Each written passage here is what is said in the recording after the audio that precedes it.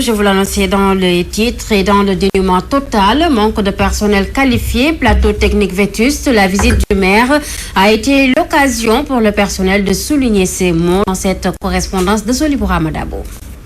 Massivement fréquenté par des nationaux et des ressortissants de la sous-région, le district sanitaire de Kédougou, un centre de référence grâce à sa capacité d'accueil, est en manque criard de personnel qualifié avec un plateau technique obsolète.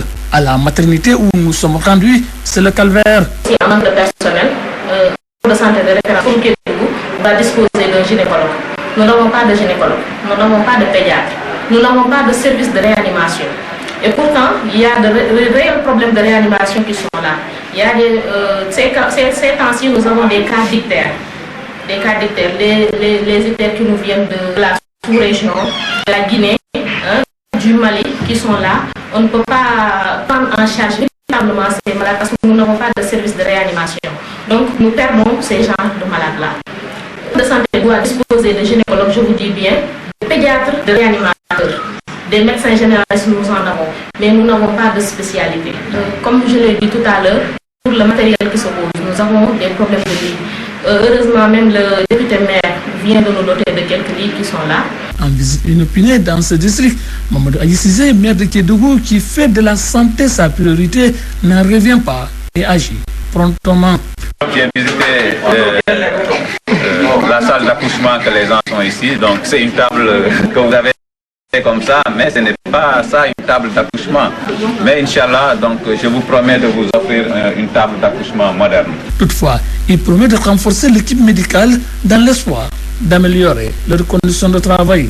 Pour vraiment encourager un personnel à faire du bon travail ou à continuer, c'est seulement rehausser son salaire. Et Inch'Allah, très prochainement, je pense que nous ferons des actes dans ce sens-là, très prochainement. Ne vous découragez pas, on va vous accompagner pour que vous puissiez faire un bon travail, un bon résultat. Face à cette situation qu'il juge inacceptable, Mamadou Aïssizé souligne que Kédougou mérite un hôpital de référence de tout nouveau. Autre difficulté, pas la moindre, le district sanitaire manque de liquide précieux. L'eau fait rare dans ce centre aux grandes dames des malades. Une situation invivable. Kédougou Solibou Ramadabo pour la radio-télévision Walfadjri. L'hôpital régional de Kaolack, quant à lui, est sous perfusion, plateau technique vétuste, bâtiment délabré. Autre mot, problème que le président du conseil d'administration impute à la baisse de la subvention de l'État qui est passée de 100 à 62 millions de matériel. Le plateau technique de l'hôpital régional El Hadji Ibrahima Niass est vétuste. Les bâtiments sont dans un état de délabrement très avancé. L'établissement public de santé traverse une passe difficile du fait de la baisse drastique de la subvention de l'État du Sénégal. Ce constat est du président du conseil départemental de Kaolack en visite sur les lieux. Le régional Bagnès, c'est un qui fonctionne. Je dis qu'il y avait des attentes qui ont été faites par l'État, mais il y a beaucoup qui manquent. La preuve, quand on est parti au niveau des couveuses, nous avons tous constaté qu'il y a 2 couveuses pour cette hôpital régional et que donc cela veut dire que c'est vraiment important. Nous saluons la mise en place au niveau de l'hôpital régional, l'ouverture au niveau de l'hôpital régional d'un centre d'hémodialyse, mais avec une capacité de lit, la demande est extrêmement forte. On s'est rendu compte que nous avons suffisamment besoin plus d'équipements, mais également plus de réhabilitation de nos bâtiments qui sont devenus vétustes. Les équipements, on en a besoin parce que c'est le monde du 21e siècle. Il faut un hôpital équipé, capable de prendre en charge les préoccupations en matière sanitaire. Le régional de Kaolack, c'est pour toute la région, c'est toute la sous-région. De Kaolack est sortie la région de Kaolack. Plus tard, c'est la région de Kaolack qui a été découpée. La région avait fonctionné avec une dotation de l'État globalement qui faisait plus de 600 millions. On donnait plus de 100 millions à l'État régional de Kaolack, mais cette année, malheureusement, c'est au tiers, c'est 62 millions qu'a constitué l'intervention du conseil régional. Concluant ses propos, le président du conseil départemental de Kaolack demande une réaction rapide afin de sortir l'hôpital régional El Hadji Ibrahima Niass qui reçoit même des malades de la sous-région de cette situation. C'est la raison pour laquelle aujourd'hui l'hôpital El Hadji Ibrahima Niass a besoin de plus d'appui, de plus d'attention afin que nous puissions faire face, relever en tout cas le plateau technique de cet hôpital. Kaolack, Mamadou Makhtar Sarr pour la radio-télévision Walfadjri. Merci Mamoudou Matarsar. Le fossé se creuse davantage entre les chauffeurs de la gare routière de Ziguinchor et leurs collègues du département d'Oussouye qui gèrent les horaires. La médiation menée par les autorités a abouti à un constat d'échec fait craindre des lendemains troubles pour le transport dans la région de Ziguinchor. Papo Mané. Des heures de négociation et la médiation des autorités n'ont pas permis de sortir le transport de la zone de turbulence dans laquelle le secteur est plongé depuis quelques semaines à Ziguinchor. Transporteurs de la gare routière et ceux des gares clandestines se sont quittés sur un constat d'échec. Les deux camps étant dans l'illégalité selon le gouverneur, le chef de l'exécutif régional a tout simplement demandé aux uns et aux autres de poursuivre leurs activités en attendant la régularisation des gares clandestines, une mesure qui agrée les horaires mais choque les chauffeurs de la gare routière de Ziguinchor. Nous sommes là parce qu'on nous dit que Oussouye n'a pas de gare routière, en tout cas reconnue. Donc ce qui signifie que nous avons des gares routières clandestines. Et véritablement c'est là où nous considérons que c'est un peu ahurissant, même si dans les vérifications, les propositions de texte, etc., cela peut sembler être peut-être vrai. Mais dans la durée de cette clandestinité, je pense qu'il y a une spécificité qu'il faut gérer. Nous sommes une localité qu'il faut toujours accompagner pour, en tout cas, permettre aux populations de pouvoir vaquer à leur occupation et gérer certaines situations. Le gouvernement nous a fait part que l'arrêté que le ministre a fait, les bus n'ont pas le droit de prendre des clients à Dakar, directement Cap ou Oussouye ou Djembré. Mais nous aussi, à la gare routière, nous n'avons pas le droit de prendre des clients là-bas pour aller Cap, Oussouye et Oulom. Donc, nous nous conformons à la loi, nous allons respecter la loi. C'est le gouverneur qui l'a dit. Nous allons le respecter, nous n'allons pas charger pour aller à Oussouye ou Cap ou Djembré ou Oulom. Donc, mais les bus aussi ne vont pas passer. Ça, c'est automatique. Nous sommes campés dans notre position, nous ne changerons jamais d'avis. Les chauffeurs des horaires avaient mobilisé tout un département pour exercer une certaine pression sur les autorités à la gouvernance. Une ambiance indescriptible qui aurait porté ses fruits. Sauf que cette situation fait craindre des moments de perturbation dans le transport à Ziguinchor, surtout que les chauffeurs de la gare routière de la capitale du Sud ont décidé de poursuivre la croisade contre les horaires. Papo Mané, Ziguinchor, Radio-Télévision Al-Fadjri. Merci Papo Mané. Et puis université d'été, des jeunes républicains et une aile dissidente optent pour le boycott et posent comme condition de participation le départ du député Abdoumo de la tête de la coordination. Ces jeunes républicains s'indignent de la mise de la léthargie plutôt qui mine leur vie, de la vie de leur parti présidentiel. Tchaï Diaby, le coordonnateur de l'aile dissidente de la COJER, s'est confié à Ndeye Fatou Ndiaye. Aujourd'hui, nous faisons face à une léthargie totale au sein de la structure. Et cette léthargie, la personne principale qui est à l'origine, c'est l'ex-coordonnateur Abdoumo, troisième vice-président de l'Assemblée nationale. Aujourd'hui, notre divergence entre nous et eux, c'est dû à l'organisation de l'université républicaine. Mais bien avant ça aussi, il y a eu des antécédents. Parce que depuis 2 ans et demi, il y a une bande d'amis dirigée par Abdoumo qui ont déserté le terrain. Et actuellement, cette jeunesse engagée de la COJER, qui a eu à faire tellement d'activités pour le parti, nous disons non à l'organisation de l'université républicaine pour 2 raisons. Et nous faisons appel à toute la jeunesse de boycotter l'organisation d'une université républicaine organisée par Abdoumo et sa bande. En 2012, il a fait comprendre à toute la jeunesse qu'il allait faire une tournée nationale. Il n'a rien fait. Pourtant, des moyens ont été mis à sa disposition pour le faire. Et ces moyens-là, je pense que vous tous, vous l'avez écouté au niveau des médias, comment il a géré ces moyens-là. C'est catastrophique qu'un responsable APR fait face à des jeunes pour dire « j'ai prêté telle somme à ma femme » sur l'argent des jeunes. Le comité directeur du PDS s'est réuni ce mardi sous la présidence de Maître Abdoulaye Wade. Les libéraux annoncent un meeting le 22 novembre, une façon selon eux de fustiger la gestion du président Macky Sall. Un reportage de Amadou Limbaye. Ah oui, c'est le combat. Le PDS déterre la hache de guerre et annonce un meeting le 22 novembre prochain. Déclaration faite lors de leur comité directeur, présidé par Maître Abdoulaye Wade. Il y a donc un plan d'action qui a été adopté Et dans ce plan d'action courant, disons, novembre, octobre jusqu'en décembre, disons, le point culminant sera le grand meeting que nous avons décidé d'organiser le 22 novembre ici à Dakar. Nous voulons vraiment que les problèmes des Sénégalais soient réglés et que les revendications fondamentales du peuple soient satisfaites. Les libéraux avertissent, la manifestation aura lieu avec ou sans autorisation. Et nous voulons que le monde entier soit notre témoin. Depuis presque 1 an, aucune manifestation du PDS n'a fait l'objet d'une autorisation.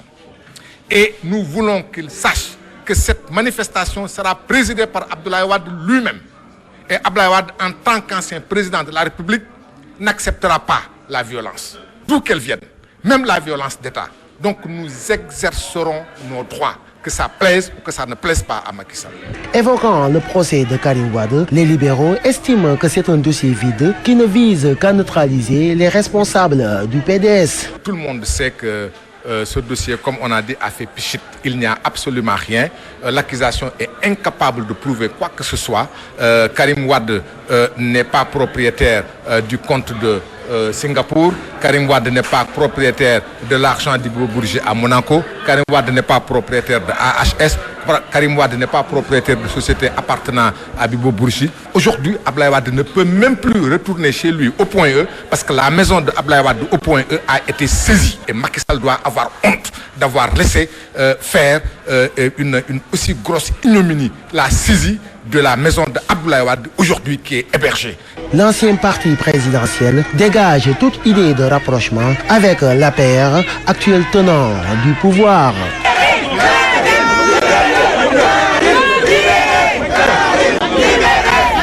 Discours de politique générale, les producteurs d'oignons donnent le ton et réclament des semences de qualité ainsi que la valorisation de l'oignon local. Ils soutiennent ne plus vouloir de discours sans suite. Un reportage de Mam Antandour et Mami Kanté. À moins d'une semaine du grand oral du Premier ministre Mohamed Boun Abdallah Dionne, les producteurs d'oignons déclinent leurs attentes et réclament des semences de qualité. Ils nous servent à chaque fois de beaux discours. Mais le Premier ministre doit rencontrer les agriculteurs, faire une descente sur le terrain, s'imprégner davantage. Comme ça, il connaîtra nos réelles difficultés. Nous voulons des semences de qualité et surtout la valorisation de l'oignon local.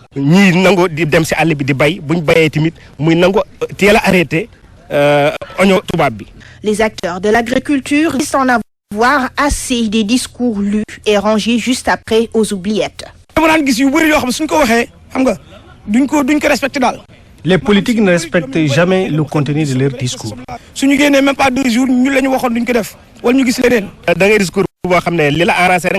Nous assistons toujours à des discours bien rédigés et prometteurs, mais à la fin, il n'y a rien de concret. Le chef du gouvernement, Mohamed Boun Abdallah Dionne, attendu le 28 octobre prochain par les producteurs d'oignons. Troisième discours de politique générale sous le régime de Macky Sall. Les producteurs d'oignons ouvrent grandes les oreilles, guettant une nouvelle modulation, mais surtout la concrétisation des promesses. Merci Mamanta. Les populations des HLM 5 n'en peuvent plus de cohabiter avec les eaux des fosses septiques. Le quartier qui vit avec les eaux usées depuis des mois continue d'interpeller l'ONAS qui fait la sourde oreille. Les habitants ont tenu un sitting ce matin. Un reportage de Frédéric Bampoki. Les habitants des HLM 5 de nouveau envahis par les eaux des fosses septiques. Une situation qu'ils vivent depuis plus de 3 semaines déjà et ils devront encore prendre leur mal en patience car la mairie s'en lave les mains, précisant que c'est un problème qui ne relève pas de sa compétence. Ça fait quelques jours, 17, 18, 19 jours que nous sommes assaillis par les eaux usées. Alors, nous avons fait appel à l'ONAS maintes fois. Ils ne sont pas venus. C'est hier seulement, quand nous sommes allés, Abib Thiam et moi, nous sommes allés à la direction de l'ONAS, que nous leur avons parlé. C'est en ce moment qu'ils sont venus. Nous sommes assaillis, on a fait appel à tout le monde, on n'y peut rien. La situation est invivable. Ça sent mauvais tous les jours, et c'est pas bon pour la santé des enfants. même pour les grandes personnes.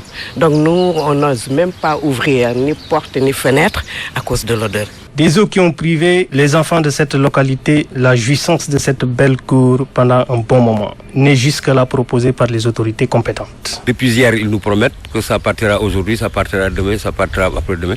Mais jusqu'à présent, rien du tout. Nos enfants, ils ne peuvent plus jouer dans la cour. Nous autres, nous sommes assaillis par les odeurs. Nous attendons que l'ONAS qui est de l'autre côté de la rue fasse son travail et que l'eau disparaisse. Le problème des eaux usées empeste la vie de population des Jaslem 5, un phénomène récurrent sans solution.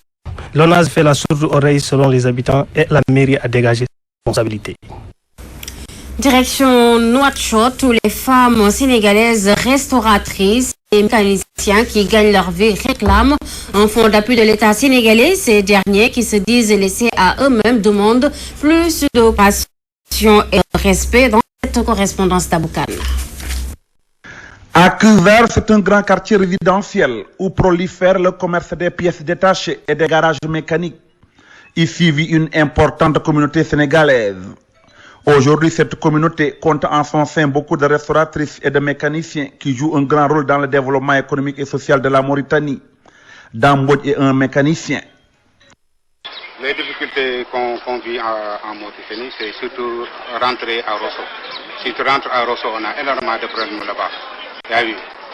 Bon, pour les papiers, les devises, surtout les devises là, en tant que pays africain, entre le Sénégal et la Mauritanie, on n'a pas besoin de devises pour entrer et sortir. Étant donné qu'on dit CEDEAO ou bien ça, il faut que les gouvernements regardent sur ça. Oui, parfois on a des problèmes de papiers. Bon, comme nous, Sénégalais, nous, ce qu'on coupe, ce qu'on nous demande. Amenez votre devise, amenez votre carte d'identité et carte de vaccin. Nous, on donne toujours ça. Une fois qu'on part au Sénégal, il nous faut 50 € au retour. Oui, on est 500, les 50 € là, ça veut dire quoi, hein?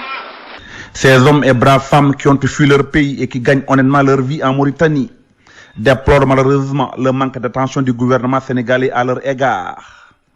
Ces gens-là qui sont dans le gouvernement ne sont pas des Sénégalais plus que nous. Nous, on est venus ici pour gagner notre gagne-pain. Tout ce qu'on a ici, on récolte, on amène ça au Sénégal. Ah oui. Donc il faut qu'ils nous facilitent le passage. Donc on remercie excessivement sur de l'éméniance. Tu as vu, les télés qu'on dit là, les gens là qui parlent de gauche à droite là, les mbalakhers là, ça c'est pas important. Ce qui est important c'est ça. Au moins vous quittez le Sénégal, vous venez, vous vivez la réalité. Si de la Niass daal amul lu ma koy wax lu dul di leen remercier seen télé bi daal kontaan nañ ci trop parce que lii ngeen def xam nga de lu rëy la benn télé musu ko def. ma ne lii mooy télé dëgg yàlla lu rëy la daal déplacé wu dem dëkk pour xool kii pour xool doomu sénégalais di xool ni ñuy dundee fii dëgg yàlla amuñu seen fay. Aujourd'hui, compte tenu du rôle important que jouent ces Sénégalais dans la stabilité sociale du Sénégal, il urge de leur venir en aide à travers la mise en place des fonds d'appui. Ici Nouakchott, Aboukan pour la télévision Al Fadjri.